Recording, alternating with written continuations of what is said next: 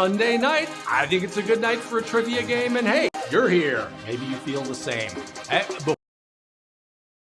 I am sorriest of all that I am not money flipping that or the extreme queen, Hannah Royceman. I'm suffering the most. I've been working behind the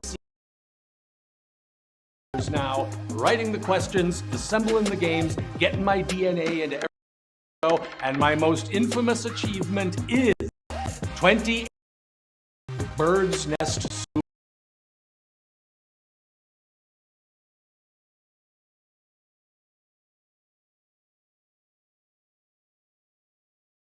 You want to get it out of the system.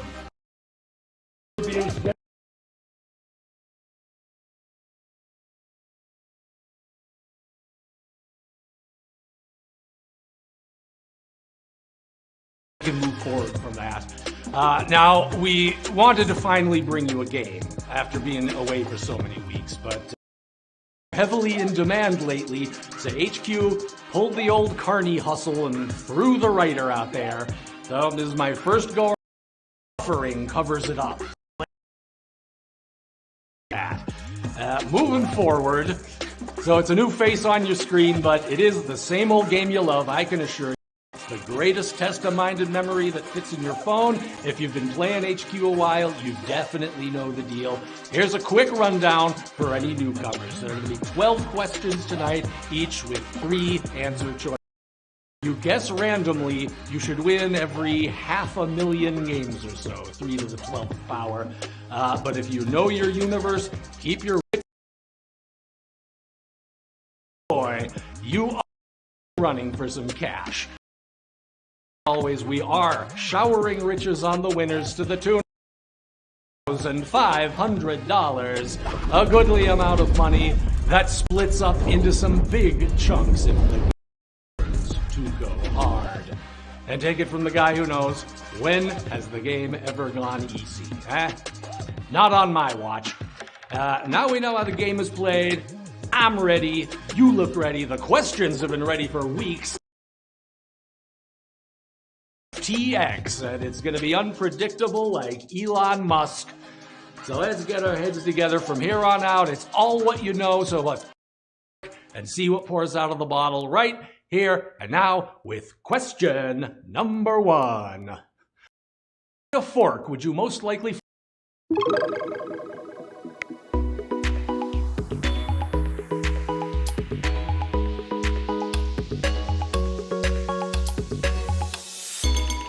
Oh boy, I tell you, I would like to see someone try and eat with a pitchfork at least once. And those little tuning forks musicians use may be good for spearing the cherry tomatoes, but if it's really serious eating you're doing, I would stick with the salad fork. Yeah, I bet you guys knew that one.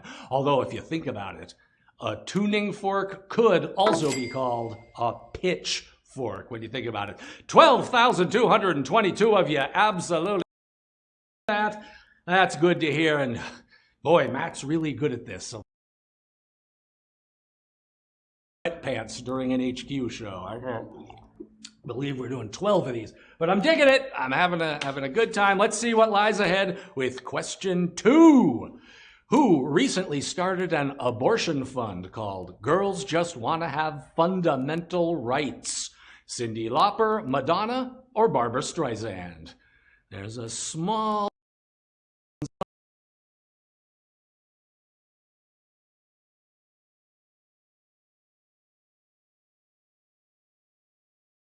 very closely. Fact is, women's rights have been under attack around the country, and one thing that's important, of course, is that everybody get out and vote, especially if you're in Georgia, where you can still vote. And a lot of people go that extra distance, like Cyndi Lauper. She's out there promoting women's health and I guess her own career. I'm now hearing the question didn't show up. That's always a tragedy. Just sit tight. What are we doing?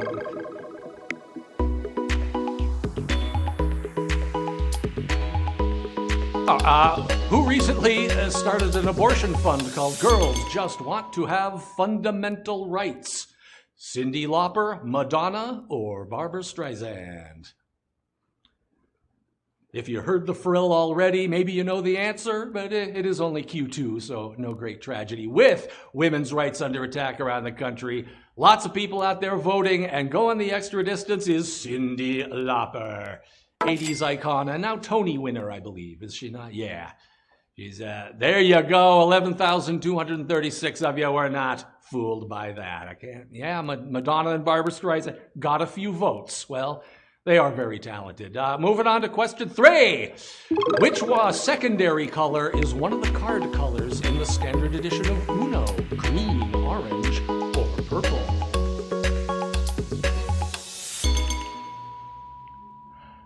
The fact is, when Uno first started up, they borrowed one of the classic design elements used in 4-player board games for kids. That's where you give the players the 3 primary colors, red, blue, and yellow, and then they threw in green for the one secondary. Although there has been a colorblind edition of Uno for a few years now. 9,157 of you cruising on ahead to the very next question, which I believe is Q4, is it not? Yeah, let's go ahead to Q4. Get this done. Google's parent company is named for something from what field? Astronomy, early computing, or language?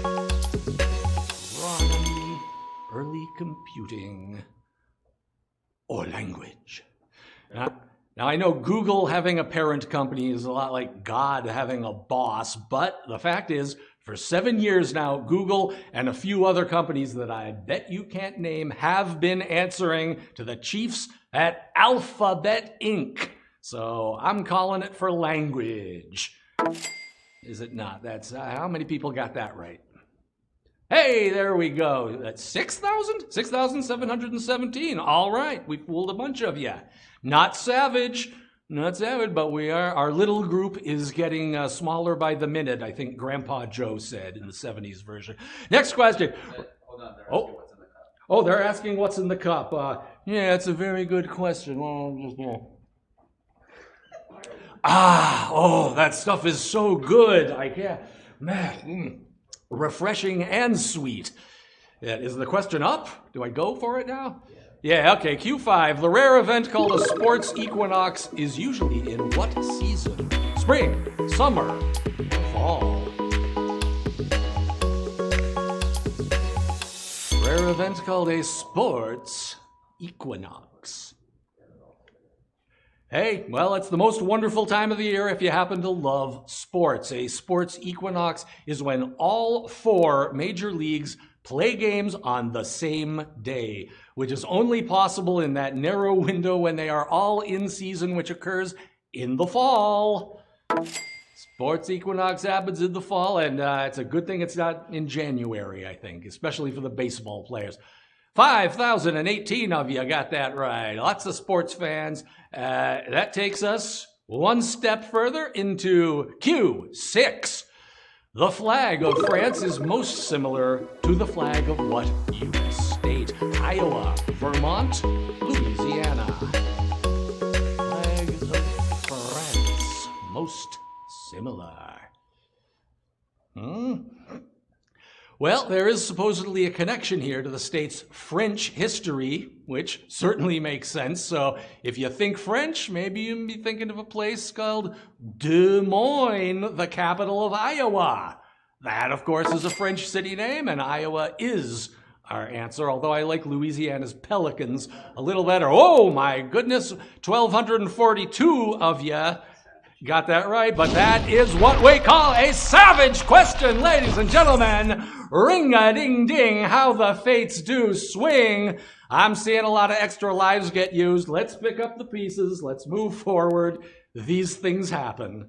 It's a tragedy. Time for a deep breath and move past this on. We're moving on to the next one. What is that, 7? Yeah. What ingredient keeps Pop Rocks from being vegan? Egg white, gelatin, or lactose? Keeps Pop Rocks from being vegan. Egg white, gelatin, or lactose? Of course, not all candy earns that all-important vegan label. Important if you're vegans. Milk chocolate, not vegan, and probably animal crackers on a technicality. But Pop Rocks is really pretty seriously non-vegan because after sugar, the second ingredient on the packaging is lactose. I'm just saying that's a lot of lactose. A bowl of corn pops has less lactose in it. Oh my word, the 866 of you got it? 666, my bad eyes. And that is another savage question. Do we got the animation? Okay, well, there we go. Savage question. Savageness in the house. Now I feel the power that Matt must feel when something like this happens. It's magnificent. No, we do feel for all of you. Oh, look, there, it's a coffee break. There's the Nathaniel that Matt told me to look out for, warning us of another coffee break. Oh, that's good. I hope we have a good Q8 queued up to honor Nathaniel. Q8 is... which rapper was born with a different last name than the other two? Busta Rhymes, Jay-Z, or Lil Wayne? Different last name than the other two. Well, there have been many feuds throughout the history of hip-hop. Maybe the most ironic one was the Jay-Z Lil Wayne feud, since going by last names, they're both in the Carter family. But Busta was born Trevor Smith, so he's the answer we're looking for. Who done got that? 842? Yeah, there we go. 842 got that right. A lot of rap fans representing. Very good. Very happy to see that. And we are moving on. Going to take it to the next step here with Q9. Colonel Sanders was never the mascot of a spin-off restaurant named for meat from what animal? Cow, fish, or pig? Sanders was never the mascot for which of these? Yeah, it's true. KFC did try to branch out beyond chicken way back in the day. I think it was the 70s. And in one of their weaker efforts, it was possible for a short while take the family out to eat at a place called Kentucky Roast Beef and Ham. Didn't catch on. The chicken was just too great. Of course, fish from a landlocked state. That might be a little silly. Who got that right now? We got the results going. 470 of ya. The prize is getting cut up into bigger and bigger chunks. Who's going to hang on to the very end? We got 3 left to go, don't we? Oh, this could be a big prize. I hope you're excited because it's always exciting for me. I'm just happy to be doing this. And we're moving on to question number 10. Let's see that Q10 as soon as it comes up. Which of these voiceover artists was not famous for In a World movie trailers? Hal Douglas, Don LaFontaine, Russ Leatherman.